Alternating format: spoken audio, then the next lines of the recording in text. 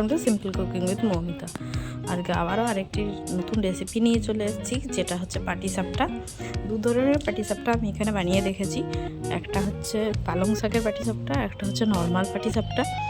তো নর্মাল পাটিসাপটাটা কিন্তু আমি একটু অন্যভাবেই বানিয়েছি, এটা আশা করছি তোমরা কেউই বানিয়ে এখনো অবধি দেখোনি।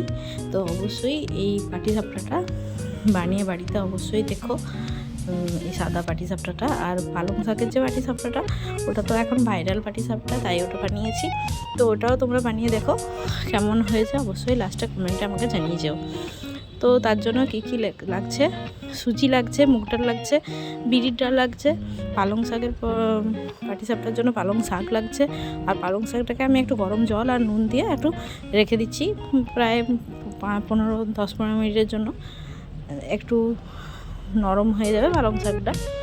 আর সুজি লাগবে, মেজারমেন্টগুলো আমি সব ডেসক্রিপশানে লিখে দেবো, সেখান থেকে তোমরা দেখে নিতে পারো। আর দেখো, পালং শাকটা 10-15 মিনিট পর আমি জল থেকে ছেঁকে তুলে নিয়েছি, বেশিক্ষণ রাখার দরকার নেই। আর এবং ঠান্ডা জল দিয়ে আমি এটা ধুয়ে নিচ্ছি, ভালোভাবে ধুয়ে নিতে হবে এটাকে। পালং শাকগুলো ব্লাঞ্চ করার পর আমি এখানে মিক্সিতে ঢুকিয়ে নিচ্ছি এবং পেস্ট বানিয়ে নেবো এটার থেকে একটা। ভালোভাবে পেস্ট হয়ে গেছে, দেখতেই পাচ্ছেন। একটা বাটিতে ঢেলে রাখবো, এটা পরে আমি ছেঁকে নেবো চাটনির মধ্যে দিয়ে। এখন এমনি একটা বাটিতে তুলে রাখলাম। এবার এটা একটু সরিয়ে রাখছি। এবার বিরি কলাই যেটা ভিজিয়ে রেখেছিলাম প্রায় 2-3 ঘন্টা আগে, সেটা একটা চাটনির সাহায্যে ছেঁকে আর মিক্সির বাটিতে দিয়ে দেবো, আর জলটা ফেলে দেবো। আমি এই পাটিসাপটাতে বিরি কলাই মুগের ডালের ব্যবহার করেছি।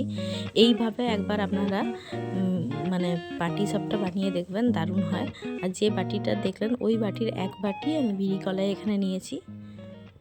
মুগের ডালটা আছে বড় বাটির 1.5 বাটির মতো। যে বাটিটাতে আমি ময়দা নিয়েছি, সেই বাটির 1.5 কাপ আমি নিয়েছি মুগের ডাল। তো এগুলো একটু মানে মুগের ডালটা একটু বেশি নিয়েছি, কারণ আমি এখানে মুগের ডালেরই মেনলি বানিয়েছি পাটিসাপটাটা। একবার এইভাবে পাটিসাপটা করে দেখবেন, একদম রাজকীয় পাটিসাপটা, দারুণ হয়। একটু জল নিয়ে নিলাম মুগের ডালটাও আমি 2-3 ঘন্টা আগে ভিজিয়ে রেখেছি। এবার মুগের ডালটা দেখুন কত সুন্দর একটা ফাইন পেস্ট হয়ে গেছে, ঢেলে নিচ্ছি। দেখুন কত সুন্দর পেস্টটা হয়েছে মুগের ডালের। মেনলি বিরির ডাল আর মুগের ডাল মিশিয়ে একবার পাটিসাপটা বানিয়ে দেখবেন। তার মধ্যে চালের গুঁড়ো আর ময়দা এসব তো থাকবেই। এই যে বাটিটা দেখাচ্ছি, এই বাটির 1 বাটি নিয়েছি চালের গুঁড়ো। এই মিক্সির বাটির 1 বাটি নিয়েছি সুজি, মানে সুজিটা কিন্তু কম। আর এই যে বাটিতে ময়দা দিলাম, সেই বাটির 1.5 বাটি দিয়েছি ডাল, মুগের ডাল, আর 1 বাটি দিলাম ময়দা। এই মেজারমেন্টে একটু কম বেশি করে মেজারমেন্টটা করে দেখবেন, দারুণ হয়। বাটি অনুযায়ী করবেন, তাহলে কিন্তু মেজারমেন্টটা ঠিক হবে। এলাচ নিয়ে নিয়েছি 4টে, তার মধ্যে নিয়ে নিলাম ওই 4 টেবিল স্পুনের মতো চিনি। দেখুন চিনির মেজারমেন্টটা দেখিয়ে দিলাম। মিক্সির বাটির হাফ নিয়েছি চিনিটাও মিশিয়ে দিচ্ছি। আপনারা এখানে চিনির জায়গায় গুড়েরও ব্যবহার করতে পারেন। এবার সব কটা জিনিসকে একসাথে মাখিয়ে নেওয়ার পালা। আমি কিন্তু এই ব্যাটার দিয়েই আমি পালং শাকের পাটিসাপটাটাও বানাবো, কিন্তু আগে আমি একসঙ্গেই সবটাকে মেখে নিচ্ছি ভালোভাবে। প্রথমে শুকনো উপকরণগুলোকে প্রথমে যে ডাল বাটা আছে, ডাল বাটার সাথে ভালোভাবে মিশিয়ে নিতে হবে। তারপরে একটা বাটিতে আমি তুলে রাখছি কিছুটা ডাল বাটা, মানে কিছুটা পোর্শন তুলে রাখছি, কারণ ওইটা দিয়েই আমি বানাবো পালং শাকের পরোটাটা, মানে পাটিসাপটাটা, পালং শাকের পাটিসাপটা। এবারে এইটাতে আমি নর্মাল পাটিসাপটা বানাবো, তার জন্য দুধ দিয়ে আবার মেখে নিচ্ছি একটু জিনিসটাকে পাতলা করার জন্য। আর ওটাতে যেহেতু পালং শাকের পিউরিটা যাবে, তাই ওটাতে আর দুধ দেবো না। ভালোভাবে মাখিয়ে নিতে হবে দুধ দিয়ে। দুধটা কিন্তু আমি আগে থেকে গরম করে নিয়েছিলাম, নিয়ে গরম করার পর ঠান্ডা করে আমি এখানে কিন্তু ব্যবহার করেছি। ভালোভাবে মিশিয়ে নিতে হবে। এখানে কিন্তু হাতের একটু পরিশ্রম আছে, হাতটা দিয়ে ভালোভাবেই এই জিনিসটাকে ভালোভাবে বারে করে মেখে নিতে হবে। তো দুধ অত বেশি আমার বাড়িতে অ্যাভেলেবেল ছিল না, তাই আমি কিছুটা পরিমাণ জলেরও ব্যবহার করেছি। দেখতেই পেলেন। আপনাদের চোখের আন্দাজ অনুযায়ী মানে জলটা দেবেন। এই ব্যাটারটা কিন্তু খুব একটা মানে পাতলাও হবে না, আবার খুব একটা মোটাও হবে না, আর মিডিয়াম ব্যাটার হবে, যেটা কিন্তু খুব একটা ঘনও হবে না, আবার খুব একটা পাতলাও হবে না। ভালোভাবে হাতটাকে লক্ষ্য করলে বুঝতে পারবেন আমি কিভাবে জিনিসটাকে মাখছি। মাখা হয়ে গেছে। এবার আমি এই যেটা পালং শাকের জন্য রেখেছিলাম সেই পিউরিটা আমি এখানে ছাঁকনির সাহায্যে ভালোভাবে ঢেলে দিয়ে দিলাম। পুরো পালং শাকের পিউরিটাকে দেখুন আমি ছেঁকে নিচ্ছি অন্য একটি বাটিতে। যতটা লাগবে আমি ততটাই দেবো, একটু একটু করে মিশিয়ে নেব।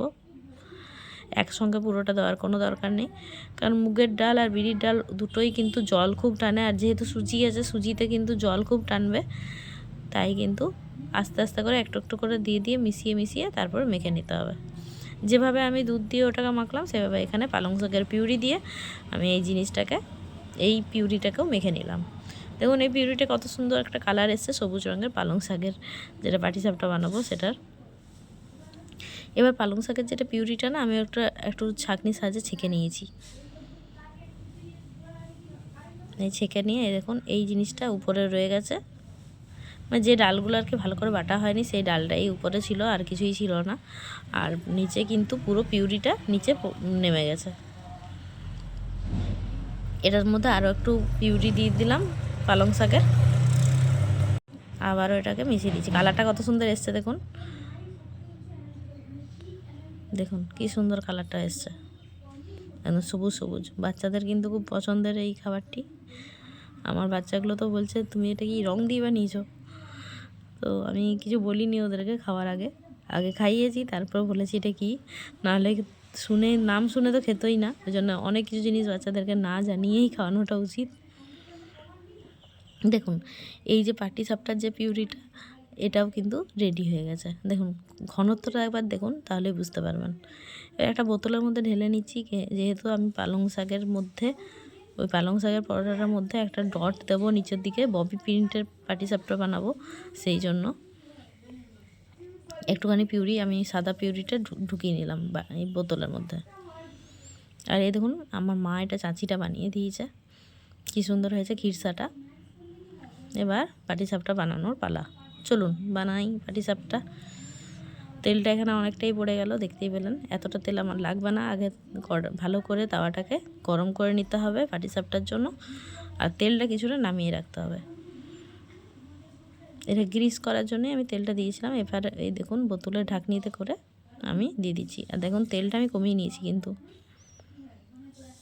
এরকম ডট ডট দিয়ে দিচ্ছি প্রথমে, এরপর দিয়ে দেবো পালং শাকের পিউরিটা। এবার ভালো করে ছড়িয়ে দেবো চারদিকে, তার নিচের দিকটা ববি প্রিন্টের মতো কালার হবে পাটিসাপটাগুলোতে। আর আমি খুব একটা ছোটো পাটিসাপটা বানাতে পারি না, আমার মানে যতবারই পাতি বড় হয়ে যায় আমার। দেখুন কত তাড়াতাড়ি টেনে নিল। আর পিউরিটা কত সুন্দর হয়েছে, একদম পারফেক্ট পিউরি হয়েছে পাটিসাপটার। আস্তে আস্তে করে তুলে নিচ্ছি। আগে কিন্তু তেলটা দেবেন, তারপর আস্তে আস্তে করে তোলার চেষ্টা করবেন। এবার আমি দিয়ে দিচ্ছি খিরসাটা, আস্তে আস্তে করে তুলে নেব।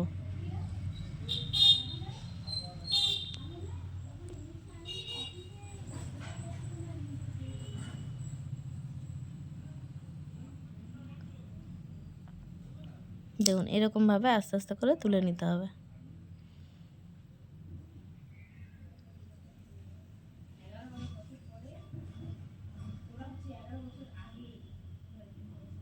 কত সুন্দর হয়েছে দেখতে পাটিসাপটাগুলো। আরও একটা চলুন বানিয়ে দেখিয়ে দিই।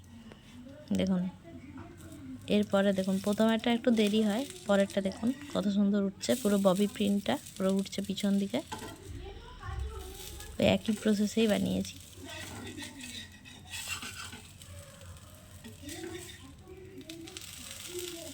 দেখুন কত সুন্দর হলো পাটিসাপটাটা।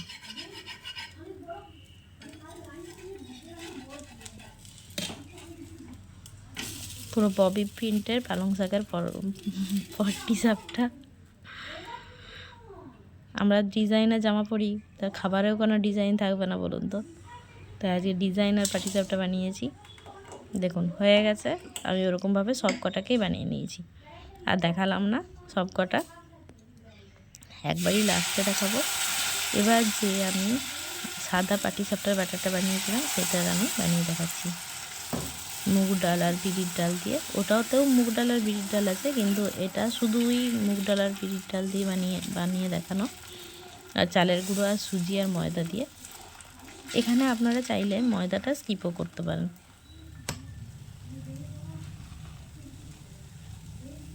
শুধুমাত্র চালের গুঁড়ো দিয়েও বানাতে পারেন।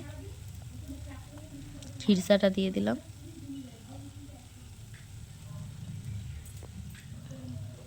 এবার উল্টানোর পালা। পাটিসাপটার একটা টিপস বলে রাখি, তাওয়াটা যতটা ভালো গরম হবে পাটিসাপটা কিন্তু তত তাড়াতাড়ি উঠে যাবে। আর নিচে তো তেল দেবেনই, আবার এই সাইড থেকে যখন তুলবেন পাটিসাপটাটা একটু একটু করে তেল দিয়ে দেবেন, ব্রাশ করে দেবেন। দেখুন আমি একটা রাঙা আলু দিয়ে এটাকে ব্রাশ করে দিচ্ছি। এতে কি হবে, ধারগুলো খুব সহজেই উঠে আসে। আমি জানি আমার থেকেও ভালো আপনারা পাটিসাপটা বানাতে পারেন। আমি যেভাবে পাটিসাপটা বানাই আমি আপনাদের দেখালাম। পাটিসাপটা তো সবাই শুধু চালের গুঁড়ো দিয়েও বানায়, কিন্তু একবার এইভাবে ডাল বাটা দিয়ে পাটিসাপটা বানিয়ে দেখবেন, এটা কিন্তু খেতে দারুণ হয়। আর আপনারা যদি পারেন তো যেদিনে এই ব্যাটারটা বানাবেন তার পরের দিনে যদি এই পাটিসাপটাগুলো বানান, আজ সন্ধ্যাবেলা যদি ব্যাটারটা বানিয়ে রাখেন আর তারপর দিন সকালবেলা যদি এই পাটিসাপটাটা বানান, তো সেটার স্বাদটা কিন্তু আরও দুর্দান্ত হবে।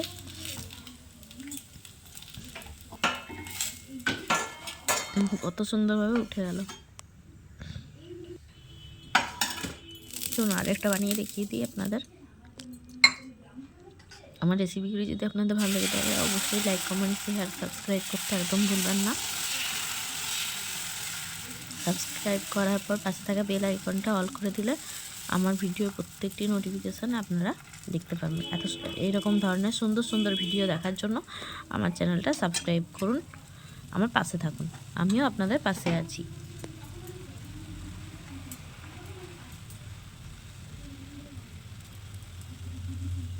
আর যদি ভিডিওটা খুবই ভালো লেগে থাকে তো অবশ্যই একটা হাইপ দিয়ে দেবেন।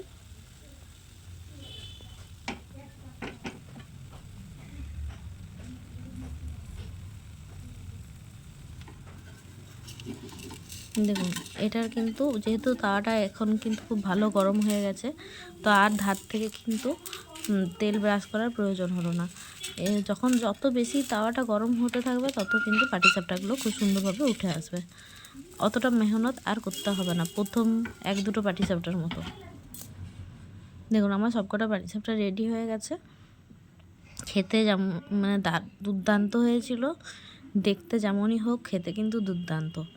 তো অবশ্যই কিন্তু বাড়িতে একবার হলেও এরকম মুগ ডাল আর বিরির ডাল দিয়ে পাটিসাপটা বানিয়ে দেখবেন। আজকের মতো এখানেই রাখলাম, টাটা।